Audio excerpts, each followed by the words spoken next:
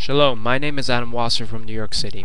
I wish to talk about and address the issues that are happening today in Western Europe concerning laws that are against Islamic people. There are laws today in Europe, mostly in France, Belgium, the Netherlands, and in Switzerland, that say that a woman of Islamic belief is not allowed to cover her face, is not allowed to cover her hair. These laws are put in place in saying that the covering of a woman's face is against secularism.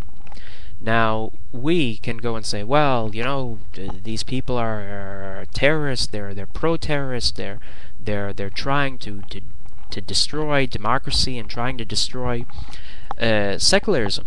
Now, this is false. This is absurd, in my opinion, that these women, by covering their faces, are battling against secularism. These women are not battling against secularism. What they are doing is believing what they believe in and following it. They believe that they want to cover their faces. That is their belief. It is not a sign that they are battling against secularism. The problem that is at hand is that we have countries like France that in a month from now, we are in March 2011, the 6th, and in a month from now, the law will be passed in France that will say that a woman is not allowed to wear a covering of her head, that she is not allowed to cover her face and her hair. And the idea behind this is that France is a secular nation and that to do so is against secularism. And the penalty will be, I believe, $200 American dollars if a woman covers her face, and she'll have to go for classes. She'll have to go for classes that will talk about how France is a secular nation and how covering her face is against secularism. Now, we all know that France is still under the Catholic Church, but obviously it's only in paper, not in practicality. But I thought a secular nation means that people are free to be who they are, and people are free to practice and do what they want. But obviously I was wrong, because in a place like France, Belgium, the Netherlands, and in Switzerland, this is not true. It is that to be in a secular nation means that you must be secular, and you cannot practice anything that it has to do with religion. Now you want to say, well, these women are going against secularism by covering their faces, by covering their hair, and there's exceptions and there's details to the rules. Well, I say to that is a form of Nazism, because the Nazis made laws against the Jews, made laws against the Gypsies that said you cannot do such and such. Now, Germany, before the Holocaust, was a secular nation. It was a nation of progress, a nation of secularism. And this law came about. So why should I not believe that this is another form, another step towards Nazism in a undercover kind of format? And who's to say that it won't spread to America, to other places? Why is it that in Europe you're allowed to practically, for a woman, walk around without a top on and breastfeed in public and talk openly about Nazis and whether you're socialist, communist, whatever, but you can't cover your head. You can't cover your face. It's like in America. In America, we're allowed to be gay, we're allowed to be homosexual, we're allowed to be Jewish, we're allowed to be Hasidic, we're allowed to be evangelical Christians, we're allowed to be all these things, whatever we want. A Nazi, we're allowed to be. We're allowed to be, KKK. But you can't be a Mormon in the sense that you can't have more than one wife. In practicality, the only people that are persecuted today in the United States of America are Mormons that have more than one wife. If you have more than one wife, you are put in a box, and the law is against you.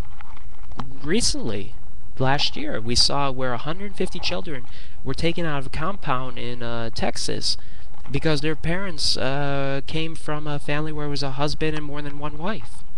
And it was found these children were so miserable and so upset that most of them were returned to their families. And the reasons for this was, well, there were children that were being molested. Well, it was turned out, in actuality, that only 1 or 2 children were being molested out of 150 children. But we said in America that this is unacceptable for American democracy, that we should go to an old-fashioned kind of way and have more than one wife. Now, I don't intend to have more than one wife. I don't think so. But who am I to judge anybody? Who am I to say that you can't have more than one wife? And who is anybody else to say that? We pick and choose in a democracy what we wish to accept and what we wish not to accept. But truly, in a democracy, we must accept everyone as long as it is not fundamental that will hurt somebody else. And I don't see that people that are Mormons that have more than one wife are trying to hurt anybody. And I don't see a woman that covers her face and covers her hair, because that's her Islamic belief, is trying to hurt anybody. Ultimately, when we look at the real situation of what happened 60 years ago in Europe, and what happened in Europe 60 years ago was not just the Germans against the Jews. It was the French, Polish, Ukrainian, Lithuanian, and so forth, who were all against the Jews and the Gypsies. And the Poles taking away Poland. That said, there's a standard and there's a belief that we uphold, and you have to hold by it, and if you're not from that ethnic group background, you are out of the group and you must be destroyed, you must be out of the picture. But also, what you believe in, what you hold by, must be gone away. What is the difference? Take away the murder, take away the destruction. What is the difference from what happened 60 years ago in Europe from what is happening today in Western Europe? And what is happening in America against the Mormons that have more than one wife? Why is it that it is such a big deal? 8% of France today is immigrants. 8%. Out of that 8%, only a handful of these people cover their faces. A handful of women cover their faces. Why are these women being targeted? Why is Islam being targeted? Yes, there is a high crime rate when it comes to Islamic people in France. Yes, most of the attacks that happen against Jews in France are done by Algerian Muslims. That is a fact. But that does not give an excuse to make a law against them. I am a right-wing fanatical Jew, and anybody who reads my commentary and my videos knows this. I believe in the rebuilding of the temple in Jerusalem. I believe in that Israel goes from the Euphrates River to the Nile River, and everything in between is Israel. I do believe that, but I do not believe in murder, and I do not believe in taking away people's rights to practice and do what they believe in, because when I say that we rebuild the temple in Jerusalem, when taking the land between the Euphrates and the Nile, that is because it's a biblical right. It's something that God says that it should be. But God never said that people don't have the right to practice believing in God, because Muslim people and Christian people believe in the same God that Jews believe in. Kadosh Baruch Hu, Elohim, God, whatever name that you put in front of God. God has many names, but ultimately we, Christians, Jews, and Muslims, have different ways in practicing how we accept and look at God, and how we practice what God wants from us. But that doesn't mean that it's wrong. As long as people don't go out and kill people and say, I'm killing you, or I'm forcing you to convert to my religion, I don't have a problem with it. If you want to kill me, if you want to force me, there is a problem, yes.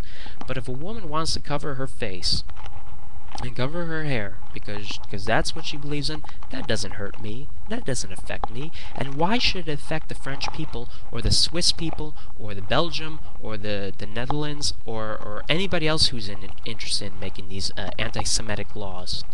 These laws are anti-Semitic and they are anti-religion. These laws that are being passed in Western Europe today are anti-religion, and every person who is religious, every person who believes in God should be offended and uproared about the situation. Everyone who believes in God and laws that God puts in place should be against these laws. Because who's to say that today they go after the Muslims, tomorrow they go after the Jews, tomorrow they'll go after the Christians?